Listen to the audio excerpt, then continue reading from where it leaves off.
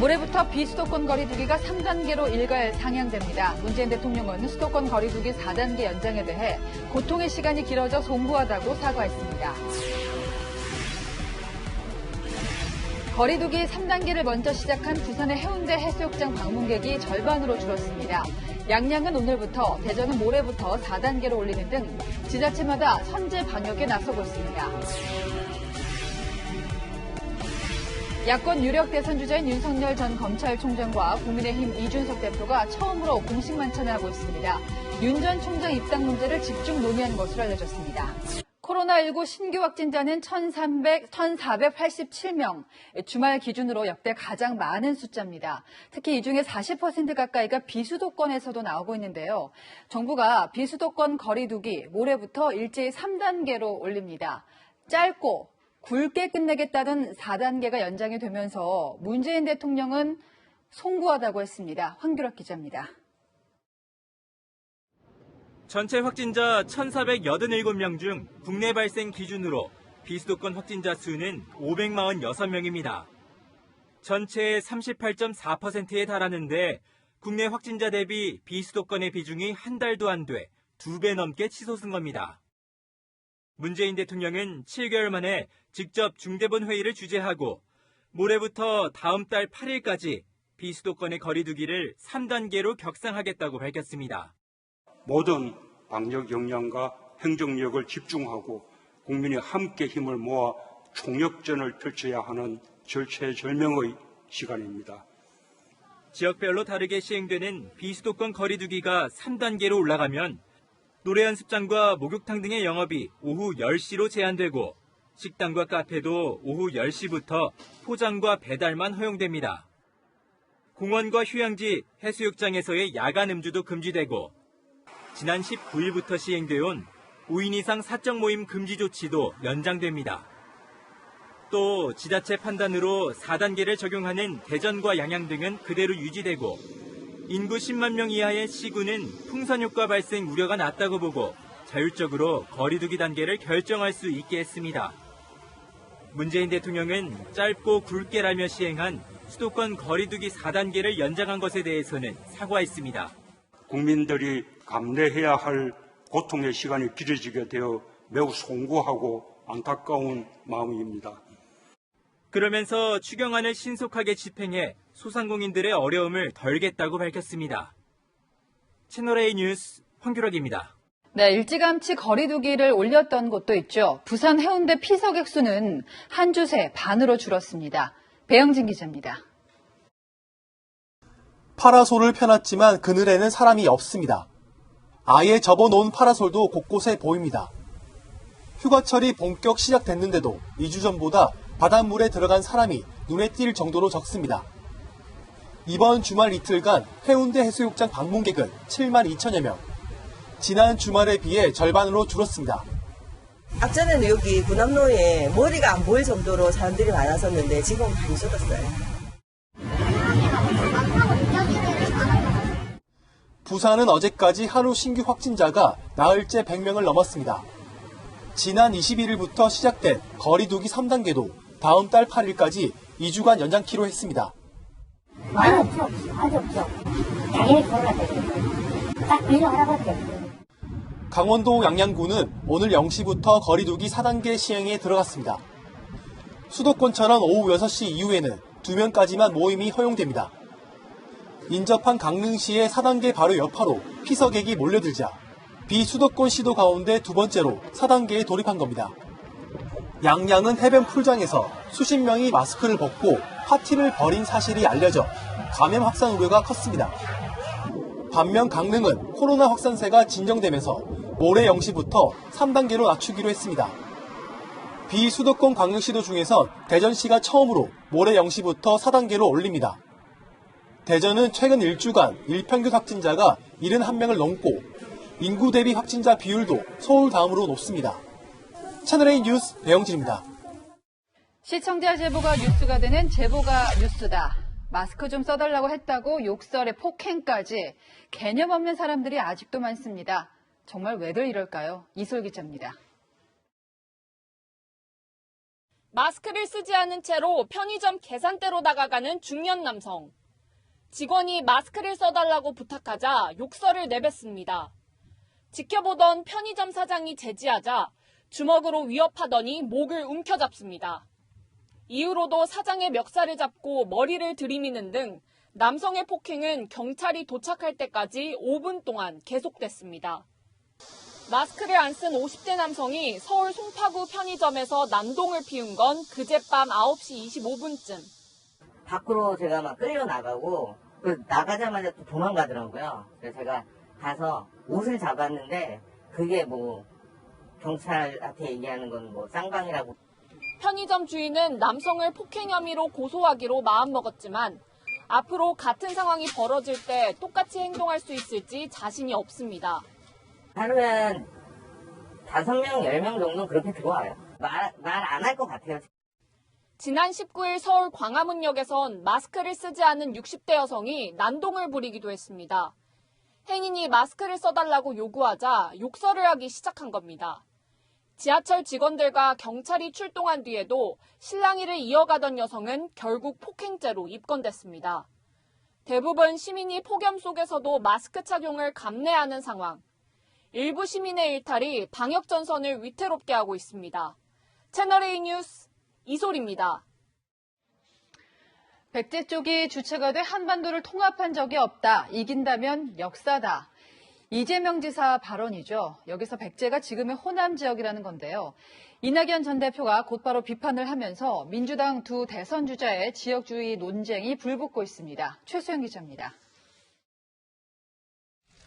더불어민주당의 유력 대선 주자인 이재명 경기지사와 이낙연 전 대표가 정면 충돌했습니다. 최근 한 언론 인터뷰에서 이 지사는 지난해 이 전 대표에게 대선에서 이기시면 좋겠다고 했다며 5,000년 역사에서 백제 쪽이 주체가 돼 한반도를 통합한 때가 한 번도 없었다. 이긴다면 역사라고 생각했다고 밝혔습니다. 또 지형이 바뀌었다. 현실적으로 중요한 건 확장력이라고 덧붙였습니다. 이를 두고 이 전 대표 측은 이 지사가 호남 후보 불가론을 들고 나왔다며 반발했습니다. 아주 쉽게 얘기를 하자면요. 내 떡이니까 손대지 마라. 네 떡 아니다. 내 떡이다. 지금 이 얘기거든요. 그러니까 이낙연은 안 되지만 이재명은 된다라는 얘기를 한 겁니다. 이 전 대표도 SNS를 통해 영남 역차별 발언을 잇는 중대한 실언이라고 비판했습니다. 하지만 이 지사는 한반도 최초의 호남 중심 대통합을 이뤄달라고 한 것이라고 반박했습니다. 이 전 대표의 사과도 공식 요구했습니다. 망국적 지역주의를 이낙연 캠프가 꺼내들어 지지율 반전을 노리다니 참으로 충격적입니다. 이낙연 후보는 이재명 후보와 국민께 사과해 주십시오. 호남 출신 정세균 전 총리와 영남 출신 김두관 의원도 공방에 가세했습니다.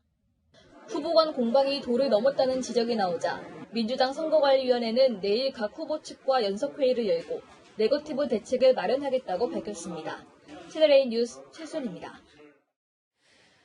네, 지금 윤석열 전 검찰총장과 이준석 국민의힘 대표가 만나고 있습니다. 두 사람 공식 만찬은 처음인데요.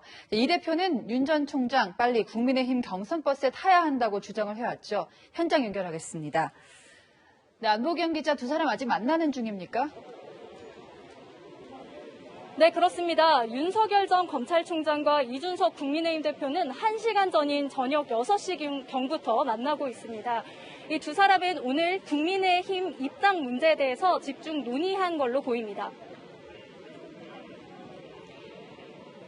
둘은 여러 차례 맥주잔을 들어 건배하며 화기애애한 모습을 보였고 이 대표와 함께 등장한 윤 전 총장은 건배를 하다 취재진과 시민을 보며 방송국 스튜디오에서 맥주 마시는 장면을 촬영하는 것 같다고 했습니다. 이 대표는 나중에 선거 때가 되면 10배, 20배 인원을 모으실 생각을 하셔야 한다고 화답했습니다. 윤 전 총장은 이 대표를 다룬 책을 가져와 사인을 요청하기도 했습니다. 이 대표와 윤 전 총장은 앞서 2차례 만났지만 공개 만찬은 처음입니다. 이 대표는 회동 전 채널A와의 통화에서 오늘 윤 전 총장에게 입당 시점과 방식에 대해 사실상 최후 통첩을 하겠다고 밝혔습니다. 다음 달부터 후보 등록이 시작되는 만큼 탐색전을 이어갈 여유가 없다는 겁니다. 반면 윤 전 총장 측은 그동안 노출됐던 갈등과 엇박자를 푸는 것에 방점을 두고 있습니다. 오늘 만남에서 전격 입당이 결정되기는 어렵다는 겁니다. 다만 정권 교체의 필요성에는 뜻을 함께하는 만큼 앞으로 소통과 협력을 강화하고 입당 가능성을 열어놓겠다는 메시지를 만찬 후 발표할 걸로 보입니다. 이 대표와 윤 전 총장은 회동을 마친 후 오세훈 서울시장을 만날 예정입니다. 지금까지 채널A 뉴스 안보겸입니다.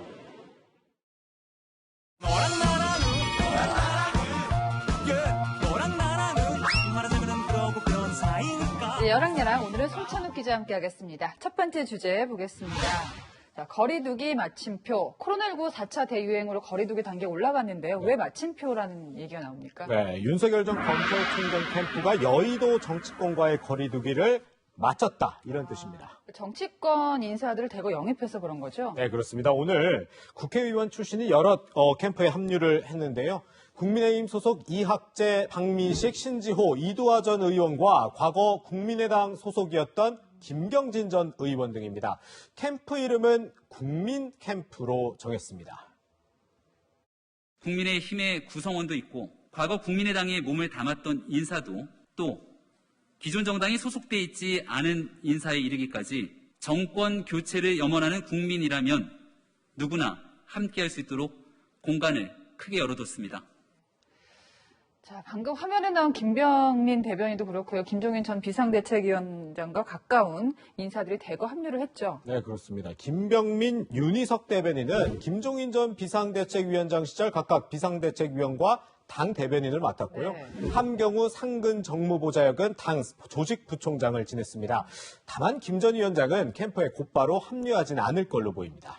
네, 그런데 특이한 게 또 있어요. 이제 국민의힘 소속 인사들도 눈에 띄는데 이준석 대표가 당원들은 당내 대선 주자만 도와라 이렇게 얘기하지 않았습니까? 그렇죠. 그래서 제가 이준석 대표에게 한번 직접 물어봤는데요. 이 대표는 윤 전 총장이 8월까지 입당하겠다는 의지로 받아들이겠다고 했습니다. 국민의힘은 다음 달 말부터 대선 후보 경선 등록을 받는데요. 그때까지 윤 전 총장이 입당하지 않으면 당적을 갖고 당박 후보를 돕는 이들은 내부 비판을 받을 수밖에 없습니다. 이 점을 강조하며 내부를 단속하고 윤 전 총장의 입당을 다시 압박한 셈입니다. 네. 자, 다음 주제 보겠습니다. 본캐와 부캐 사이. 본캐는 주 캐릭터, 원래 캐릭터, 부캐는 보조 캐릭터를 얘기하는데 이재명 경기지사랑 원희룡 제주지사 얘기죠. 그렇습니다. 이재명 지사와 원희룡 지사 모두 본캐인 도지사직을 유지하면서 부캐인 대선 후보로서도 행보를 하고 있습니다. 두 사람 오늘 오전엔 부캐로서 각각 활동했습니다.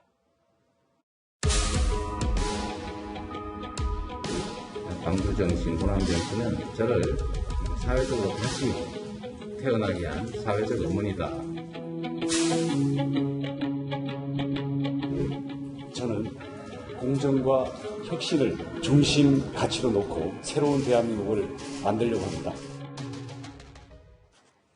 이래 놓고 오후에는 본캐인 도지사로 돌아왔죠. 그렇습니다. 둘 다 문재인 대통령이 주재하는 중대본 회의에 참석해서 방역 대책을 논의한 건데요.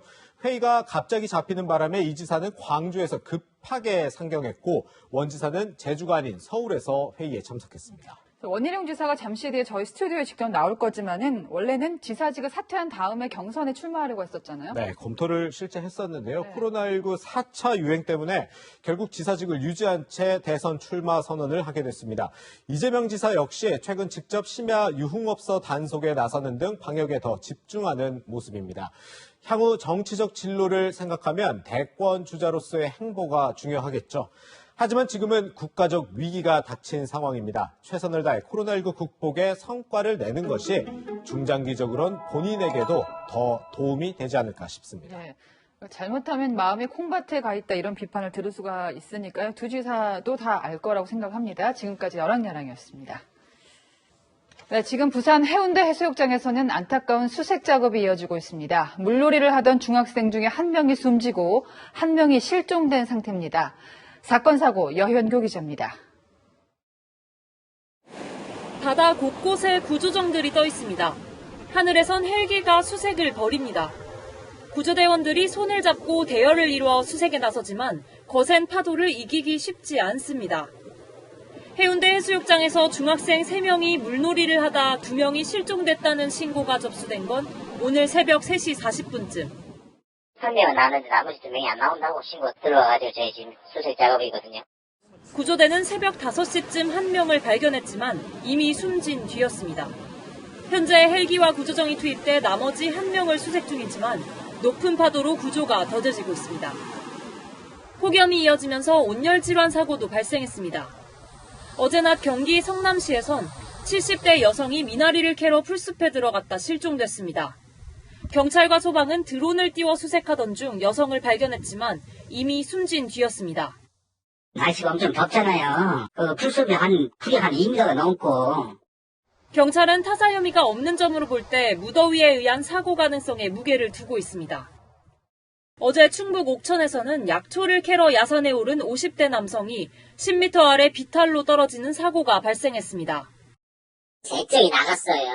이제 신고를 못하고 한 10시간 동안 있다가 마침 이제 동생분한테 전화가 와서 신고 좀 해달라고 했는데 구조대가 남성의 위치를 확인한 건 어제 자정경. 날이 밝은 오늘 오전 6시에 헬기로 구조한 뒤 병원으로 이송했습니다.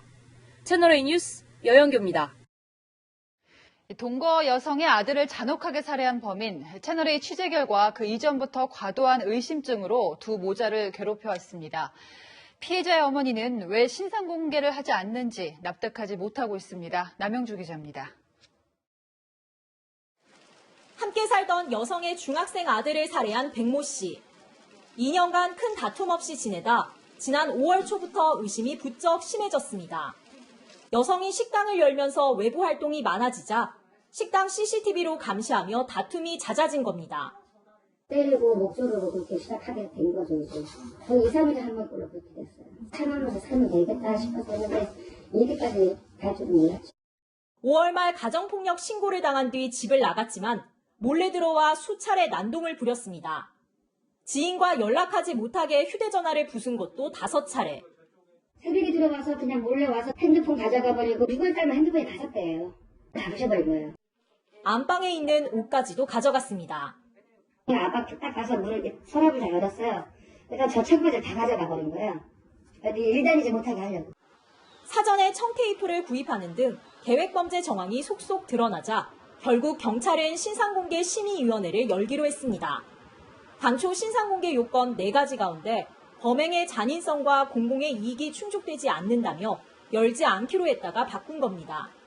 악마 같은 인간들한테, 응? 토막살인을 내서 이렇게 해야만이 그런 신상공개되나요?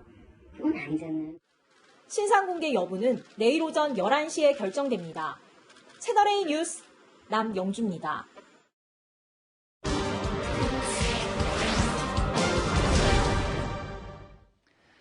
네, 산업화 이후 지구는 1도 더 뜨거워졌습니다. 우리가 지금 겪고 있는 기상이변이 그 결과로 돌아온 거죠. 특히 올여름 대홍수로 난리가 난 나라가 한둘이 아닌데요. 유독 네덜란드는 단 한 명도 사망자가 안 나왔습니다. 세계를 보다 오늘은 네덜란드의 기적, 그 비밀을 풀어봅니다.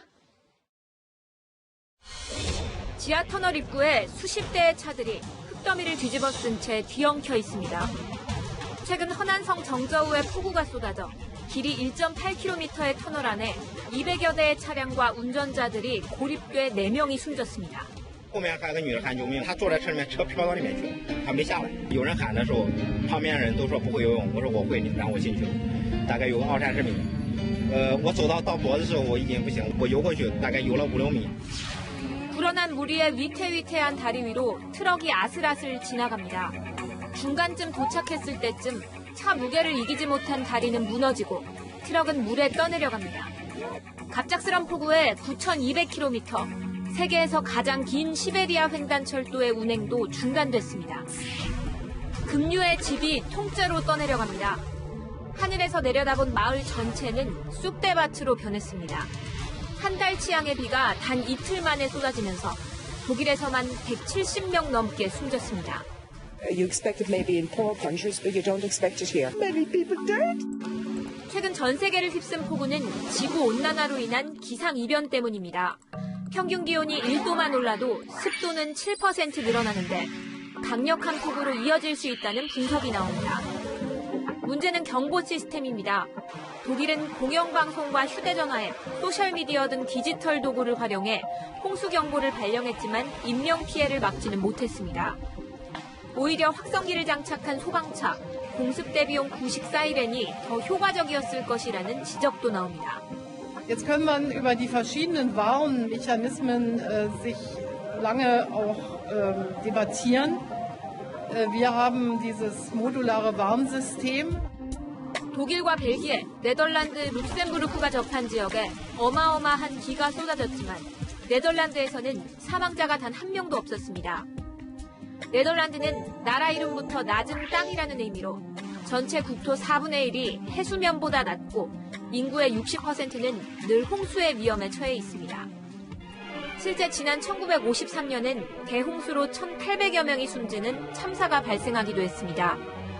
이후 네덜란드는 델타 프로그램으로 불리는 수해 대응 국책 사업에 17조 원을 쏟아부었습니다. 에펠탑 크기의 방벽 2개가 강 쪽으로 펼쳐지면서 물길을 막습니다. This is the world's biggest storm surge barrier, the Maaslandkering in South Holland. 22 meters high, made from thick steel, it defends a huge part of the Netherlands against the sea. 폭염과 폭우, 가뭄과 홍수로 신음하는 지구. 온실가스 배출을 줄여 지구 온난화를 늦추고 재난을 막을 수 있는 대책 마련이 시급합니다. 세계를 보다 박수입니다. 네, 여기서 대선 출마를 공식화한 원희룡 제주지사를 직접 만나보겠습니다. 어서 오십시오. 네, 안녕하세요. 바로 본론으로 들어가겠습니다. 네. 본인 기대만큼 지지율이 안 오르고 있는데요. 승부수가 있습니까? 네, 지금은 지지율이 낮지만 이제 경선이 시작되면 원희룡의 가치를 국민들께서 발견하시게 될 겁니다. 예. 흠은 없고 정치, 행정 경험 갖추고 있으면서 국가를 잘 운영할 수 있는 준비를 갖추고 있습니다. 네. 윤 전 총장 입당은 본인 판단이고 공격하고 조롱하는 건 아마추어적이다. 오늘 이준석 국민의힘 대표가 들으면 약간 마음이 상할 수도 있는 발언이 좀 있었는데요. 국민의힘이 장애의 주자에게 너무 의존하는 건 아닙니까? 국민의힘은 자체로 좋은 후보를 뽑아야 되고요. 윤석열 총장이 안에 있든 바깥에 있든 큰 틀에서 야권의 협력자다. 이런 자세를 갖자고 한 거고요. 어저께 이미 쓴소리를 했고 예. 이준석 대표와도 큰 틀에서는 같은 뜻입니다. 윤석열, 최재형이 아니라 원희룡만 할 수 있다. 비전이 있습니까?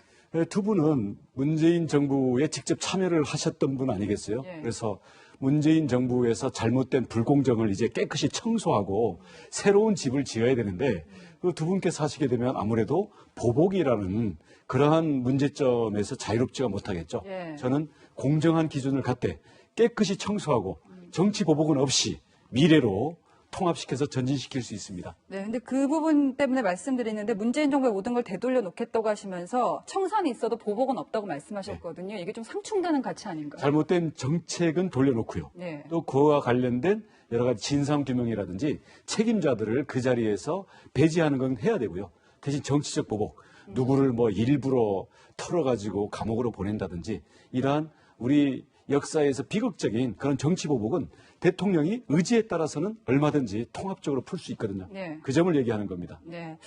자, 김종인 전 위원장이랑 가까우시잖아요. 근데 원 지사님을 대통령감이라고 꼽기도 하셨는데 아까 보신 대로 김 전 위원장 쪽 인사들이 윤 전 총장 캠프에 많이 참여를 했습니다. 과연 김 전 위원장의 본심은 어디에 있을까요? 김종인 위원장님은 결국 이 야권의 정권 교체가 네. 안이하게 생각했더니 힘들 수가 있다. 그런 면에서는 윤석열 총장은 윤석열 총장대로 그리고 또 당에서는 바깥에 의존하다가 큰일 나는 수가 있기 때문에 여기서 치열한 경쟁을 통해서 최선의 주자를 뽑아야 된다. 예. 그래서 개인전이기도 하지만 단체전으로서 최상의 선수를 구성해야 된다. 저는 그런 큰 뜻이 있다고 그런 봅니다. 의미에서 네. 오늘 뭐 윤석열 전 총장 아니면 원희룡이 야권 주자가 될 거라고 하셨잖아요. 네. 같은 맥락으로 볼 수 있어요. 저는 그렇게 봅니다. 왜냐하면 윤석열 총장이 문재인 정권과 맞섰던 그 공로는 인정을 해야 되고요. 네. 대신 당내에서는 정치 경험과 행정 경험을 통해서 보수의 정통성과 중도 확장력을 가질 수 있는 네. 그리고 사상 최악의 네거티브가 예상되는 이번 선거에서 흠없이 끝까지 갈 수 있는 그런 주자로서 원희룡의 가치가 있는 거죠. 이재명 지사랑 같이 이제 지사직을 유지하면서 지금 대선 행보를 해오셨는데 지금 상당히 좀 어려운 상황이잖아요. 지사직 사퇴는 어느 시점을 생각하고 계십니까? 저는 이미 일상 업무에 대해서는 새로운 행정부지사와 인수인계를 탄탄히 다지고 있고요. 예. 코로나가 최근에 갑자기 급증했기 때문에 거기에 대한 최소한의 위기관리 차원에서 최선을 다하고 있는 거고요. 예. 또 고비만 넘기면 네. 깔끔하게 정리를 하겠습니다. 고비가 과연 넘어가지 않는다고 판단이 된다면은 저는 최악의 고비를 얘기하는 거고요. 최악의 그래서 고비. 예, 지금 새로운 대응 체제가 예. 탄탄히 다져가고 있기 때문에 예. 늦지 않은 시간 내에 예. 저희의 책임과 권한을 명확히 하겠습니다. 대행이라는 게 당사자가 하는 것만큼 할 수는 없을 것이고 지금 휴가철이다 보니까 제주 지역이 심상치 않은 상황이에요. 그래서 도정을 좀 등한시하는 거 아니냐라는 비판을 받을 수밖에 없거든요. 이 부분은 어떻게 해소를 하실 건지요? 경선을 뛸 거면 도정도 하고 경선도 하겠다라는 게 저는 오히려 무책임할 수 있다고 생각합니다. 왜냐하면 권한과 책임을 분명히 가진 사람이 그리고 그 체계가 갖춰져 있기 때문에요. 네. 제가 일을 하는 동안에는 끝까지 최선을 다하고 이게 제가 경선에 전념해야 되는 상황이 온다면 네. 거기에 대한 책임을 깔끔하게 시스템으로 넘기는 것이 제가 생각하는 공직윤리에는 맞는 것 같습니다. 원 지사님께서 생각하는 공직 윤리는 맞다. 경선에 전념해야 하는 표현을 쓰셨는데요. 오늘 제가 이준석 대표하고 윤 전 총장이 만나고 있거든요. 실제로 만나기도 하셨는데 윤 전 총장이 입당 시기가 더 빨라져야 된다고 생각하시는 건지. 저는 그건 본인의 판단이라고 생각해요. 네. 본인의 생각도 있을 거고 본인이 생각하는 정치도 있을 텐데 저는 안에 있든 바깥에 있든 결국 한 팀이 돼서 정권교체의 힘을 합쳐야 된다는 것이고요. 안에 오든 바깥에 있든 경선에 대해서는 원희룡이 당내 주자로 뽑힐 수 있도록 저는 최선을 다할 겁니다. 당내에서는. 네. 이재명 지사에 대해서 좀 여쭤볼게요. 뭐 같은 도지사시기도 하고요. 최근에 유독 센 발언을 많이 하셨더라고요. 뭐 참 나쁜 정치인이다 이런 표현까지 썼는데 이 부분을 여권 경쟁자로서 이재명 지사가 될 거다 이렇게 판단을 하고 계신 건가요? 그거와 관계없습니다. 이 자신의 인기, 주목을 끌기 위해서는 수단 방법을 안 가리는 데서 네. 매우 위험하다고 보고요. 위험한 사람이다. 네. 자기와 의견이 다른 비판적인 의견에 대해서는 아주 공격적으로 이걸 억압하는 그런 성향을 수시로 드러내고 있거든요. 그러면 저는 민주주의는 굉장히 후퇴한다고 생각하고 있습니다. 네. 그런 면에서 나라의 책임 정치와 민주주의가 나락으로 빠지고 그때는 후회해봐야 늦기 때문에 저는 우리 국민들의 건전한 상식이 그보다는 훨씬 지혜롭다고 보고 있습니다. 네. 저희 경선이 진행되면 이제 공약 같은 것도 더 들어보는 시간을 마련하도록 하겠습니다. 오늘 감사합니다. 네, 감사합니다. 내일도 예외 없이 푹푹 찌는 날씨가 예상됩니다. 맑은 하늘 아래 서울이 36도, 대전 35도까지 오르겠습니다. 그나마 다행인 점은 낮 동안에 습도가 높지 않아서 체감 온도를 크게 끌어올리진 않겠습니다. 다만 자외선은 매우 강해서 피부 화장 위험이 크겠습니다. 내일 서해상과 남해상은 최고 4에서 6m의 매우 높은 물결을 일겠습니다. 현재 상하이 부근으로 이동 중인 제6호 태풍 인파의 영향을 받는 건데요. 이 대조개까지 겹쳐서 물이 더 높게 차겠습니다. 침수 위험이 큰 만큼 피해에 대비해 주셔야겠습니다. 한편 제8호 태풍 네파탁이 일본을 향하고 있습니다. 내일 모레엔 올림픽이 열리고 있는 도쿄를 직격할 가능성이 있는데요. 이미 대형급 크기로 발달했고요. 초속 22m의 강풍을 동반하고 있습니다. 우리나라엔 직접적인 영향을 주지 않겠습니다. 날씨였습니다. 네, 저는 다음 주말에 뵙겠습니다. 내일도 뉴스입니다.